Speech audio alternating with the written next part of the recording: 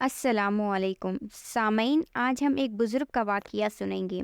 ایک دن وہ ایک دکان پر گئے اور جا کر انہوں نے کہا کہ سودا دے دے۔ دکاندار نے سودا نکال کر انہیں دے دیا۔ بزرگ نے سکے دکاندار کو دیے۔ دکاندار نے کہا، حضرت یہ تو کھوٹے سکے ہیں۔ یہ سننا تھا کہ بزرگ زاروں قطار رونے لگے۔ دکاندار حیرت زدہ ہو گیا کہ بھلا یہ کیوں رو رہے ہیں۔ دکاندار نے کہا، ابا جی آپ روئے نہیں، کوئی بات نہیں، میں مفت میں سودا دے دیتا ہوں۔ سودا نہ ملنے کی وجہ سے آپ رو رہے ہیں۔ پھر بھی بزرگ روتے رہے۔ لوگ اکٹھا ہو گئے، بھلا کیا ماجرا ہے؟ لوگوں نے پوچھا، حضرت آپ کیوں رو رہے ہیں؟ کسی نے کہا، کوئی بات نہیں، پیسے ہم دے دیتے ہیں۔ کسی نے کہا، بس آپ سودا لے لیجئے، پیسے ہم دے دیں گے۔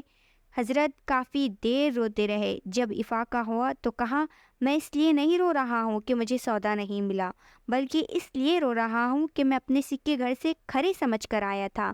جب پیش کیا تو وہ کھوٹے نکلے، تو دنیا کے اندر تو اس کا الٹرنیٹیو مل جائے گا۔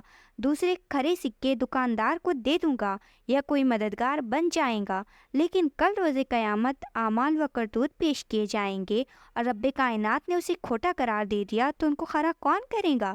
پھر تو وقت ہی نہیں ہوگا کہ اعمال کو بدلا جائے۔ اس لیے میں رو رہا ہوں، اللہ سے دعا کر رہا ہوں کہ اللہ، جیسے ابھی پتہ چل گیا کہ میرے سکے کھوٹے ہیں تو میں خروں کا انتظام کر رہا ہوں، تو اللہ اگر میرے اعمال کھوٹے ہیں تیری نظر میں ابھی مجھے بتا دے تاکہ میں یہاں سے کھرے اعمال لے کر آؤں۔ یہ نہ ہو کہ کل قیامت کے دن مجھے شرمندگی اٹھانی پڑے۔ اللہ ہم سب کو نیک اعمال کی ہدایت دے اور برے اعمال سے اجتناب کرنے کی فہم عطا کرے۔ آمین یا رب العالمین۔